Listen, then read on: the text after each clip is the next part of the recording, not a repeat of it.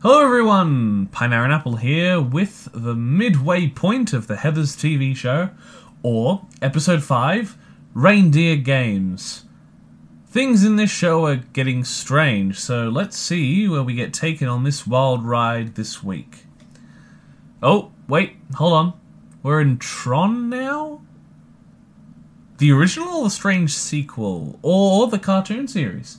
Oh, no, never mind. We are now at the police station after the events of the last episode. Also, you may have noticed that this episode has a very particular gimmick that is very separated compared to the other episodes. This episode is completely filmed from JD's perspective. I think since he is one of the main characters combined with how much we get out of this episode, I really like the inclusion of this trope, even if it does come a little out of left field. JD enters a meeting with Betty and their elders, and Betty is very prepared, only to, once again in this show, that the parents not only think that the little ones don't know what they're talking about, but she's obviously given poorer treatment as a woman, being blamed for everything. Another example of this show taking rare instances of bias and extrapolating them to the massive degree. Not to only get the point across, but to make it entertaining. She is not helped in her case, as she is forced to be dragged away like an animal. Veronica's false crash worked on the cops, however, and JD goes about his day as usual with extra plastic explosives. Betty is shipped off to military school, and wow, this school is definitely in America. This hallway scene is a good example of how rumours come about, as the story about Betty is told like Chinese whispers until it gets just ridiculous. Veronica then refuses JD's text, leading into an informative history class by Heather Duke. Except for Little Feather. So it's actually kind of an epic love story. And then the general took Little Feather on a European tour, parading her ass as a civilized savage. And she caught syphilis and died before they got to France. The moral of the story is, if you're gonna let your man step out on you and give you a deadly STD, at least wait until after Paris. Jesus. Today's teacher talk is phoned in, and they think Betty was on drugs? No, I don't even know how they got there. Word on the street is drugs. She was ganked up on that good every which way till Sunday. We haven't had a suicide in 9 days. This is why we do this. Jesus Clearly, Christ. The powerful message of my musical Teenage Suicide, Don't Do It, is reaching the youths. Well, I don't know if a silly little play. Pauline, this kind of thing is exactly why Richard left you. Oh, damn. JD sees Veronica and tries to talk to her. She seems pretty down, even when given the great news that they got away with the Betty situation. Wow, that is an awkward kiss. And JD is clearly confused with her response. Then Chandler brings JD into an empty classroom, ready to cash in the favour of, I won't tell people you almost committed murder, to get rid of Lizzie, because how dare she take the spotlight from Chandler, am I right? He tells her to shove it, and that night he, well, as I was saying before, plants plastic explosives?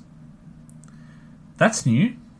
This is accompanied with an ominous text that he refutes, but he is bribed with the video footage from Heather's house from before.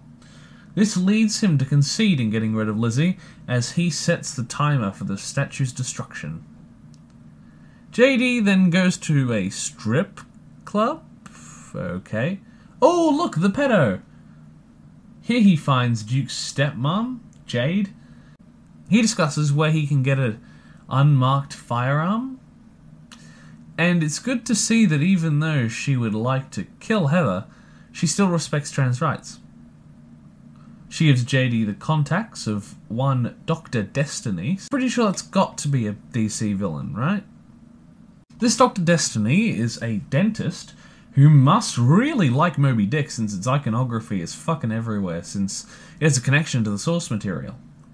JD is out under happy hallucination juice and is met by his mother, Shannon Doherty, who, if I did not mention already, was the original actor of Duke in the movie. Why are you always pulling my dick? After a pretty interesting conversation and some good character study and wordplay, the hallucination of Dr. Destiny gives JD his requested unmarked gun, and he is released after an existential crisis. An out-of-body experience.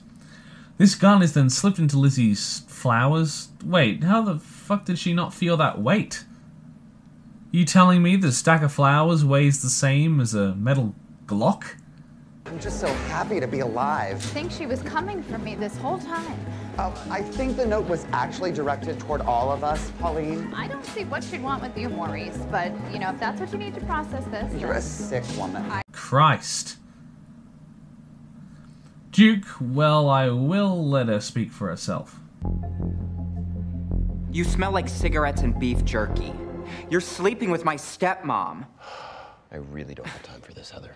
I don't know what kind of game you think you're playing, JD, but trust me, your STDs are no match for her STDs. Wow. JD and his father's relationship is once again stupefied, and JD is sent another anonymous text. Veronica bursts in and confronts JD about Heather's video, so JD, in his infinite wisdom, decides to deal with her himself. He sneaks in to find... this. And fuck! This fight scene is actually really good. Like something straight out of Hardcore Henry, including this ridiculous shit with the miniature axe. Eventually, JD finds out that the mysterious sex are not of Heather's doing, and it is leading him back to his explosives. He arrives with minutes to spare, and he's greeted with a stroller, and it contains a letter from Veronica inside her journal, showing her insane machinations as she blows up his fucking car. Veronica's twisted, strange psyche is actually well developed through this little bit of dialogue, even if it is still a little convoluted.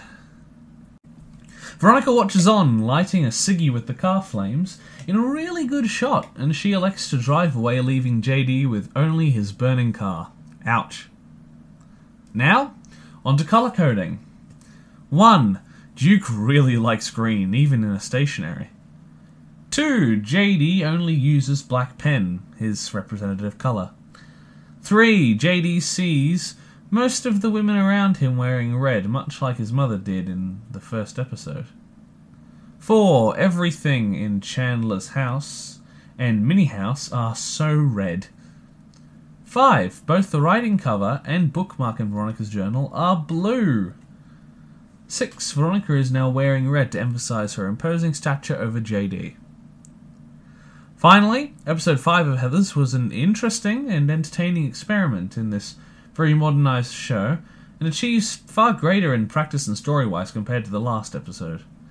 I give episode 5 of Heathers 2018, Reindeer Games, an 8.5 out of 10. Thank you everybody for watching. If you liked this review, please leave a like down below. Subscribe to the channel if you'd like to see more. I would really love that. And hit the notification bell so that you are notified every time that I make an upload. Once again, thank you for watching, and I'll see you in the next video.